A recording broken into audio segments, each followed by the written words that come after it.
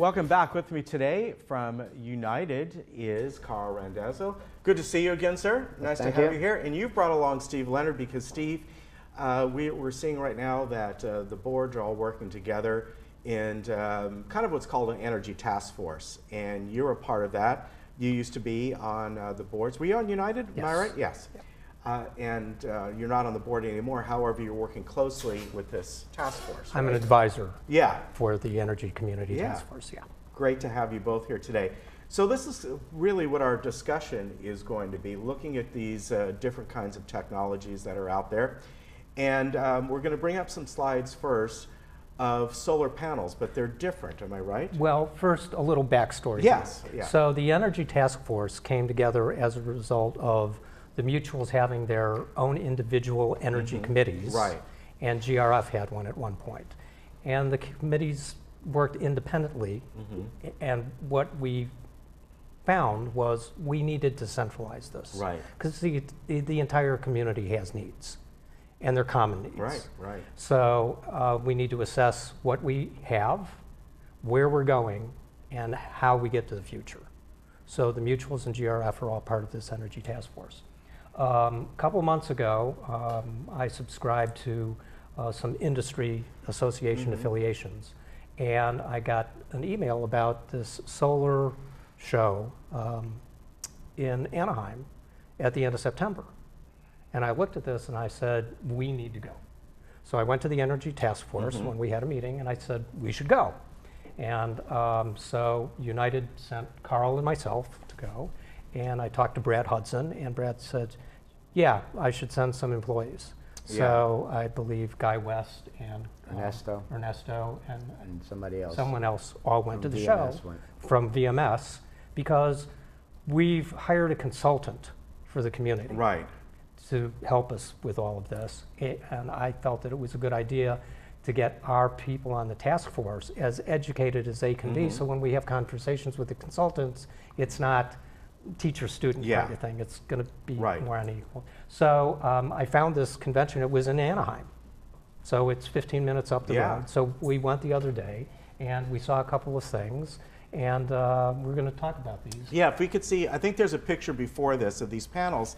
And what is really different here is, especially when you look at the pictures on the lower right, these are integrated into a roof system. Right. Am I right? They're Correct. almost like, as you explained to me before we went on, they lay flat against the substrate of the roof. Correct. And the sheeting, and act almost like tiles. Correct. So they don't need any rack mount system. Yeah. There's no expense for that, and there's no labor involved in it. Right. I mean, you just go up on the roof and you just put these things down and overlay them. Yeah. And they're about as efficient as regular solar panels, but they're more aesthetically pleasing. And in applications where you have shingle or tile roofs, so I was quite excited to see these.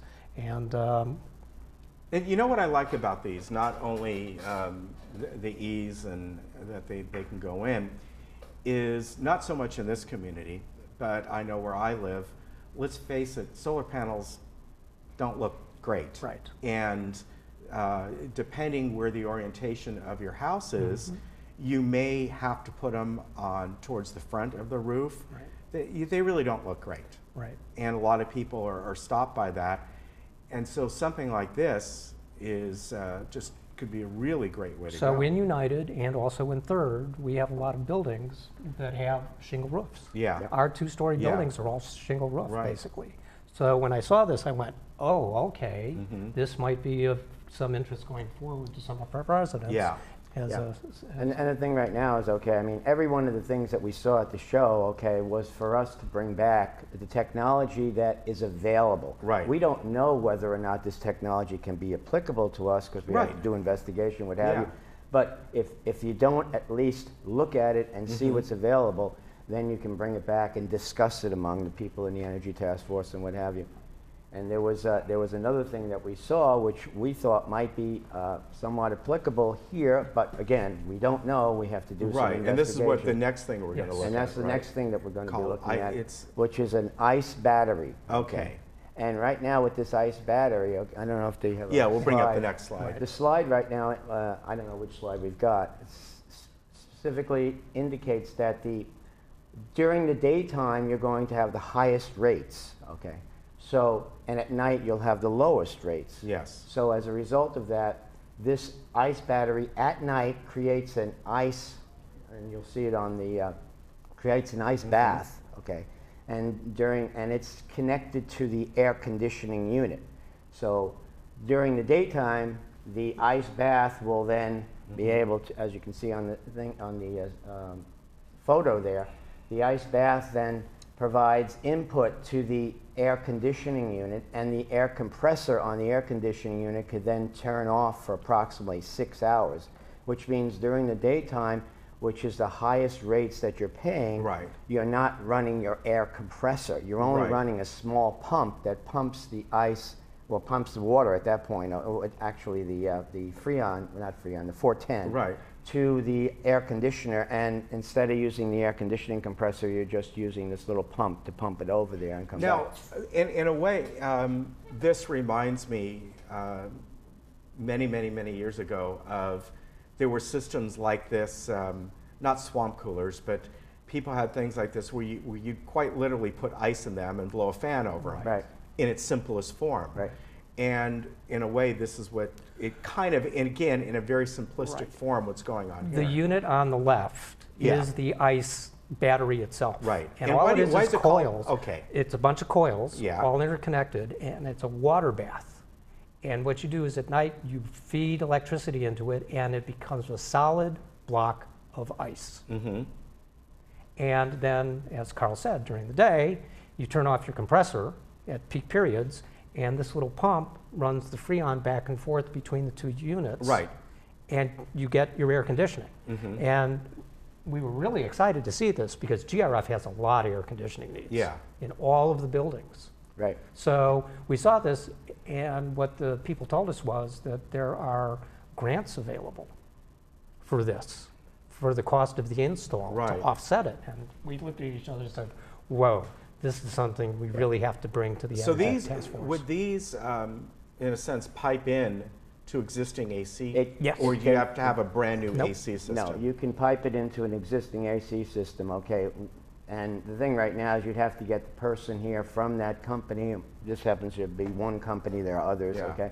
That would come here and see how they could integrate them in there, okay? And you'd have to put that ice battery, okay, adjacent or within so many, I think it's like within 100 feet of the air conditioning unit itself. And then there's a new condenser that they place inside of the air conditioner to allow that Freon that's coming from the ice bath to supplant the actual Freon that's coming through their Okay. compressor, okay? Okay.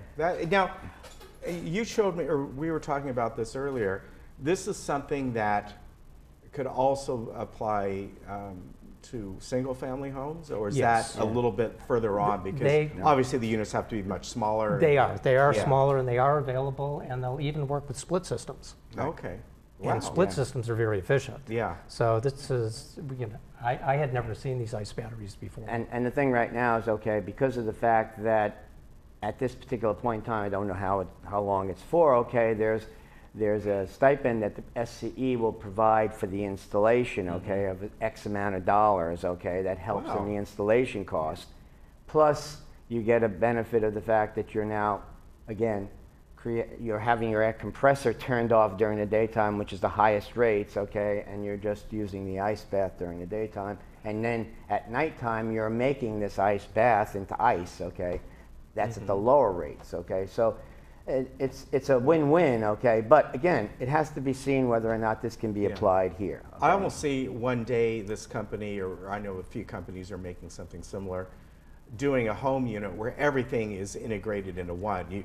You now buy an AC ice unit or whatever you Right, want to call yeah, it. And Right. And that technology is available yeah, now. because for the home, it doesn't have to be that Exactly. big. Right.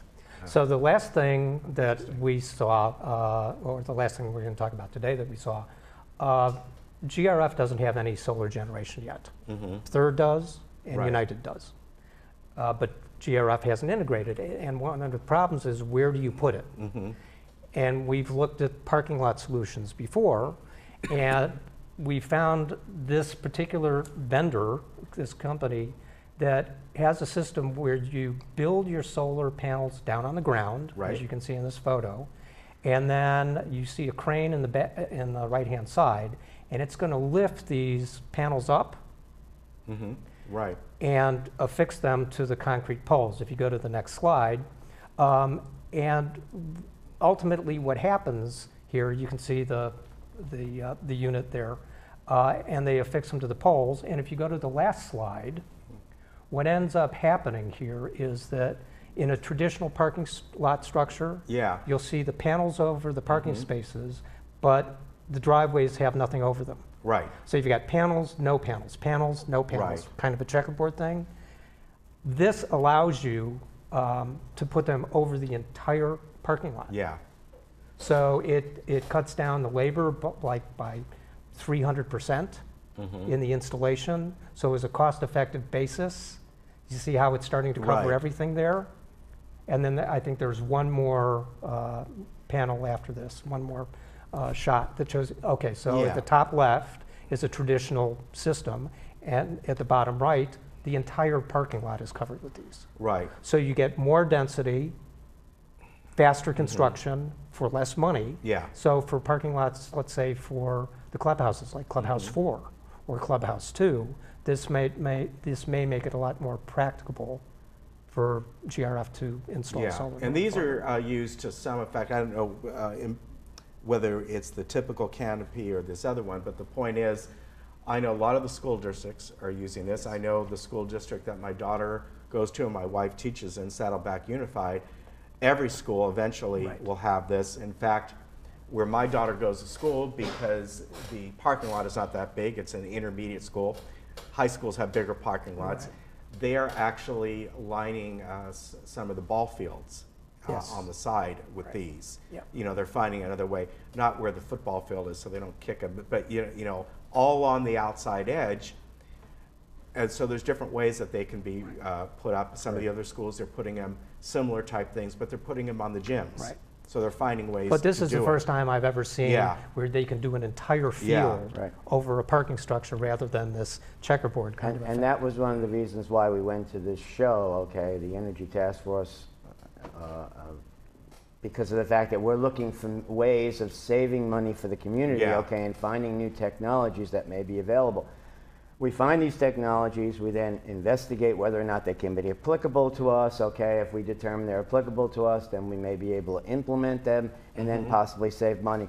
There may be a capital cost up front, okay, but then the return on investment may be 5 years, 2 years, whatever it is.